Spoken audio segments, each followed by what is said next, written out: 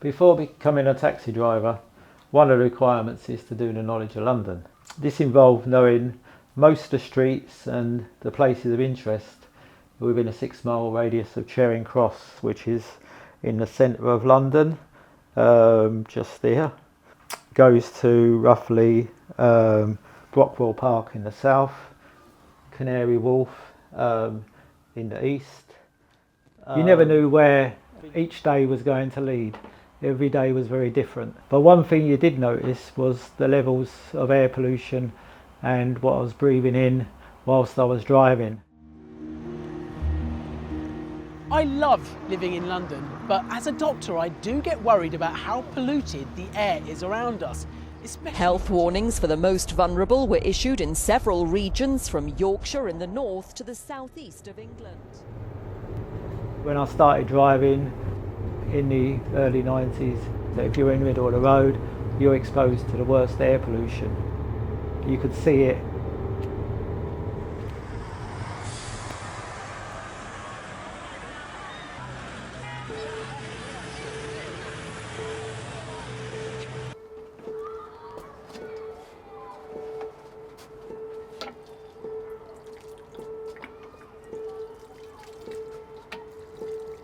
Kieran was at home.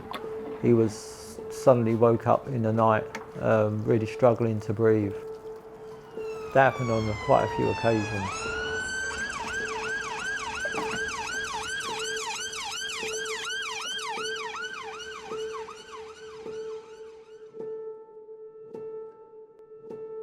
I remember my mum telling me I was basically crawling around on my hands and knees. Next moment I just flipped onto my back and basically just stopped breathing. There's only so much you can do. Both of my sons have had asthma, quite badly. Kieran had asthma a lot worse than Edward.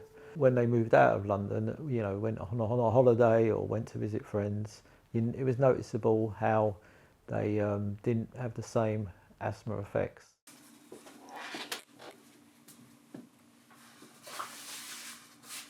It's about an hour's journey into college on my bike. It's about sort of 12, 13 kilometres, depending on which route I take. And then it's normally, I would think about how, you know, to cycle ahead and look at the weather and see what I need to wear. It's always so changeable.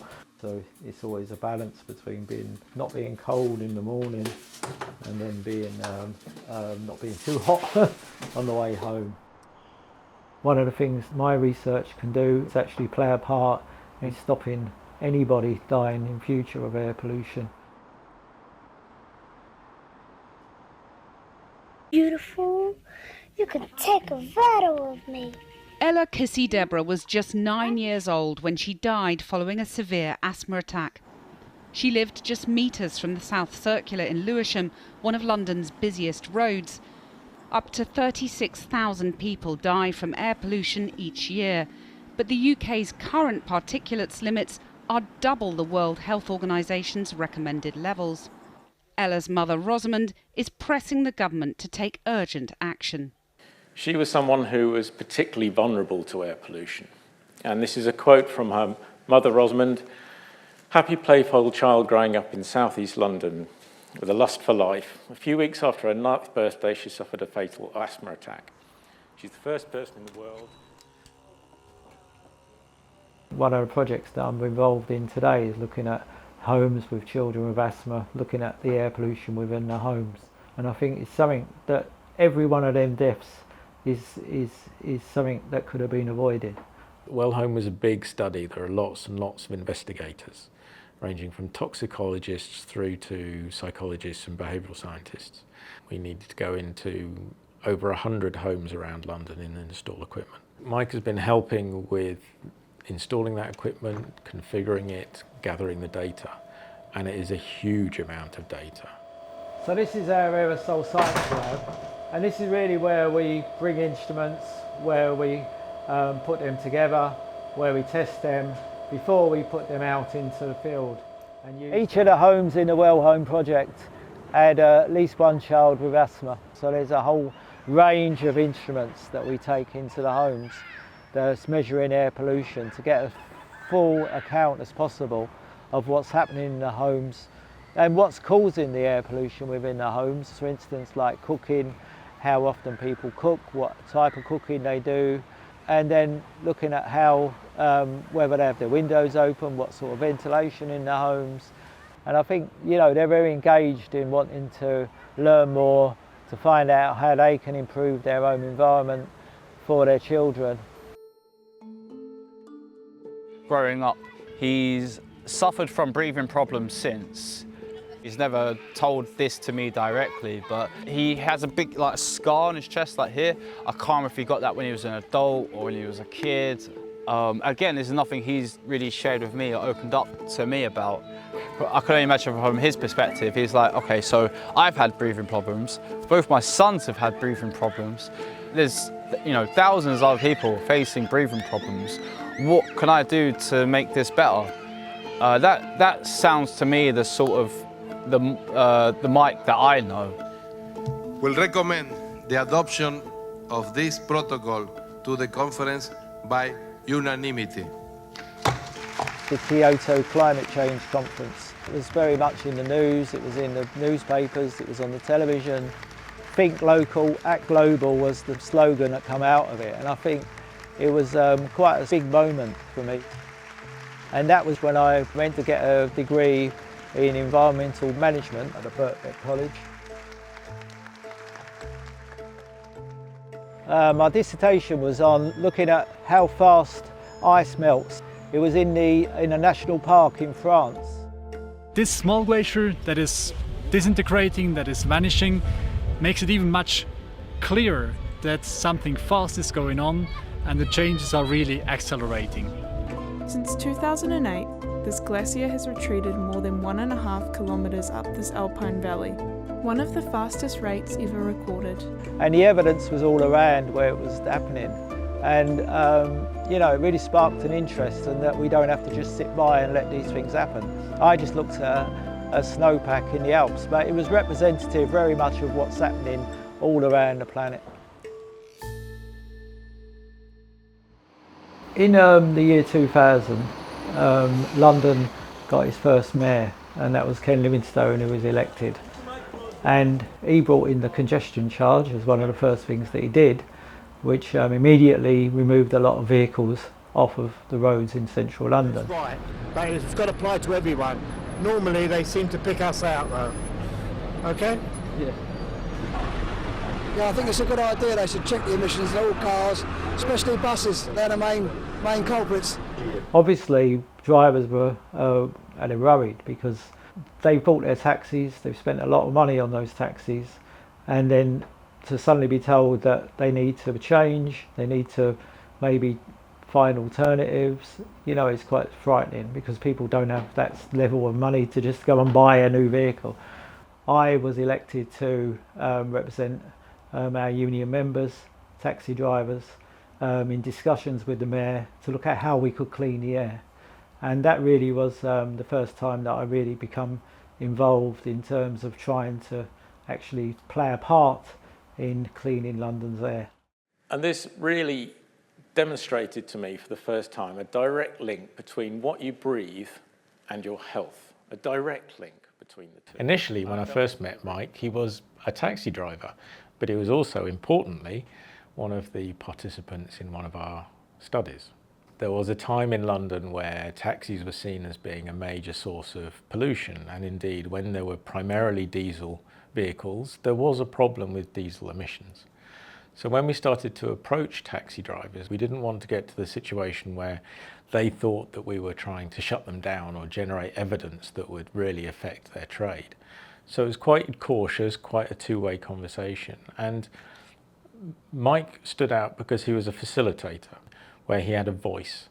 And this voice, in support of our study, was extremely useful to make sure that the taxi drivers understood why we were doing the research and ultimately agreed to be on our side and collaborate with us. And then we've also got other instruments that we're looking at here, so that we can sort of, sometimes we're doing experiments in the lab, other times we're calibrating the instruments within the lab that then we take outside. So when I first met Mike, it was another participant, one of many hundreds that I've met in the past, but he obviously showed a lot of interest in the subject area, and he was asking questions that weren't just about what do I have to do, they were more about why are you doing this and what do you expect to see. But he was also giving me information of why he thought this study was important. He had an inquisitive mind, but importantly, he really saw the value of research and the impact that research can have on the general population, or even in his case, with his colleagues that he'd worked with for many decades. You can see them going up and down depending on the different environments we're in. We're in our aerosol lab today, so there's very little pollution within our lab. You can see the numbers are quite low.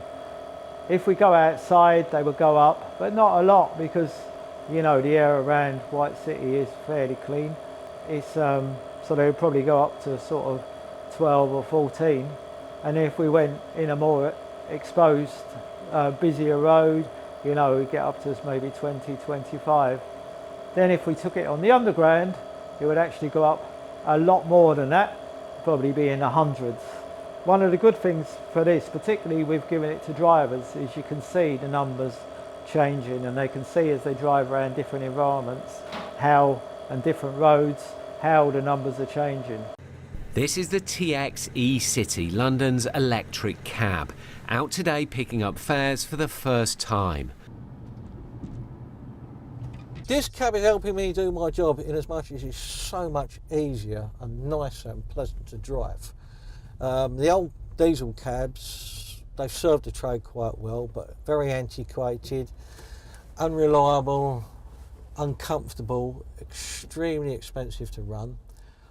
So hot inside, it's unbelievable. You can actually near enough taste the fumes some days. This is a complete opposite. We negotiated a compensation for taxi drivers so that they were able to bring their taxis up to the standard required that actually cut a lot of pollution and made a big difference. So what we're doing in London is a range of measures. On April the 8th begins the world's first ultra-low emission zone, and that will mean if you choose to drive in a polluting vehicle to central London, you've got to pay an additional charge. From there, Ken Livingstone and consecutive mayors have all brought in new policies to try to improve on that and actually make taxis a lot cleaner. And now we have a majority of electric taxis. I believe it must have been back in 2019 that they were finally able to introduce the electric cab for the first time. And I remember him coming back with a massive smile on his face, extremely excited to show me the new electric cab. So those inside voices, such as Mike's, I think made a big difference for persuading the industry that electrification was a good thing, not just for the environment, but also for the taxi drivers themselves in terms of their own health, but also financial benefits and sustainability, etc. I saw a poster that was advertising for a master's course that Ben was involved in, that Environmental Research Group was running in King's College, looking at global air pollution and health. I've had a degree previously, and so I thought that'd be a really good thing to do because it sort of struck a chord that it was something I was really interested in. When Mike expressed an interest about this MSc, because he'd seen students going through the course while he was being a participant in our study, it was an opportunity to have a bit more diversity in the cohort of students, have a different viewpoint. I've never thought about doing a master's course before that, but then I spoke to Ben and he said, you know, apply for it, it'd be really good. In public health research in particular, lived experience is extremely important. It dictates how you engage with the subject area, what you understand, how it's relevant to your own life, and then ultimately how you react to that. And taxi drivers, amongst other professions, have got a very strong lived experience. As part of that master's, my research, my dissertation was about taxi drivers' exposure to black carbon. This was a diesel vehicle of a friend of mine, and we also used my electric taxi. And then we ran a series of experiments where we had a sort of a crash test dummy that was equipped with various devices to measure different pollutants within the taxi. So when we had a very diesel polluting vehicle in front of us, the protection to the driver was so much better. It was really showed how much difference the electric taxi, how much better the electric taxi was for the driver. And I think that really showed how the design of vehicles, how drivers using different ventilation settings can really protect them from the worst excesses of air pollution on the road. It was very different because I'd been working. I hadn't been a student for quite a long time. Ben was my personal tutor, and and he was always someone who was, be able to point me in the right direction. And Ben really encouraged me to do was to apply to do a PhD, and Dr. David Green had a project that he wanted somebody to work on within the London Underground. Just about when Mike was starting his, let's call it, alternative career in the university, there was interesting times in London and air quality. Awareness was much greater. We also had a series of large pollution episodes coming through the UK, particularly affecting London, which produced a lot of media attention. So this is really quite a high-profile period of air quality and awareness. I received a studentship from the Medical Research Council, so Imperial College and King's College. I was fortunate enough, I guess, to be on Mike's interview panel when he interviewed for a PhD studentship, and there were a number of others of us on that panel. For that particular occasion I had to keep quiet because I knew Mike, he was part of our team, so I took no direct part in the interview itself, but I was able to observe the other interviewers. And I think their first thought when Mike walked in was, this student looks a bit different to the ones we normally see. And I watched them be completely won over by him. It was quite a special experience for me because I was an observer for that short period of time. And as Mike spoke and as they asked him questions and they learned about his knowledge and the way he answered those questions, you could see them being won round. And sure enough, when he walked out and we came as a panel to decide on who we were going to fund for that studentship, they immediately brought up his name as being a very, very strong contender. Yeah, the London Underground is much more polluted than the air around us above ground. It's probably about 30 times more polluted. But that's because a lot of the time the pollution can't escape from the underground, unlike the air around us that's blown away by the wind. And one of the things that I think I want to show is just that how polluted it is, what's causing the pollution, what are the places with the worst pollution within the underground, and how we can make a difference and start to clean it up.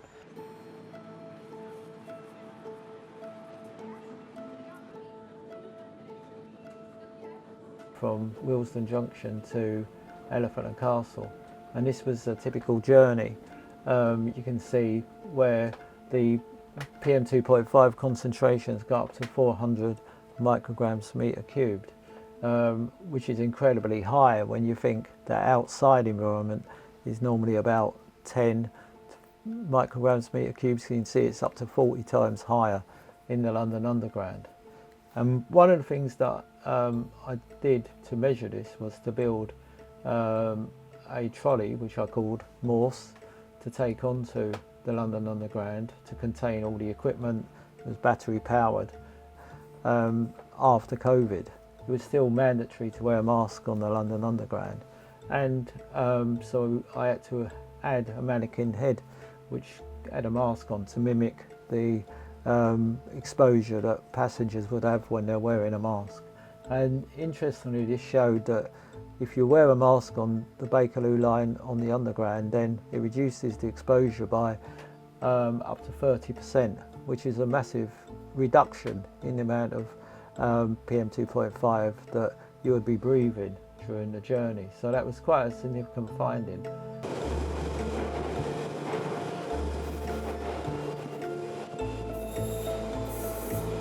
One of the things that I found with my research is that as we go deeper in the tunnels of the London Underground, then we get more pollution. You know, one of the places I've been working quite a lot is at Hampstead Tube Station. That's the deepest platform in the London Underground network. The research I've done has shown that there's not been a lot of difference in the last 20 years to the levels of air pollution within that station.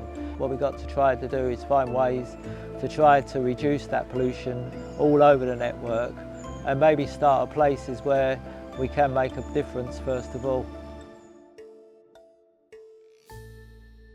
A lot of the pollution comes from the trains or the track or from the wheels of the train, so there's not much we can do about that. Probably the best way to reduce air pollution in the London Underground is by ventilation. You know, we haven't got any sort of forced ventilation within the Underground. That's a good way to reduce air pollution. I mean, we've seen with the Elizabeth line, you know, that's a much cleaner line with the, you know, with platform screen doors, with air conditioning in the trains, you know, and I think that's something to aim at. But when we look at the cost, it's massive. So it's a very long-term project to clean the London Underground. So if we want to reduce the immediate impact of air pollution, you know, one way to do it as an individual is to wear a mask to actually reduce that exposure. And it is an important study. It's never been done anywhere in the world, and Mike had a really significant component to contribute. And as is common with these studies, the analysis and the reports and the publications take time to come through. It's surprisingly slow, so I expect the impact of Mike's work and the associated project to keep being generated for the next few years. Mike is one part of a jigsaw. We're all one part of a jigsaw, and you make that picture by joining together, and that's what makes a difference.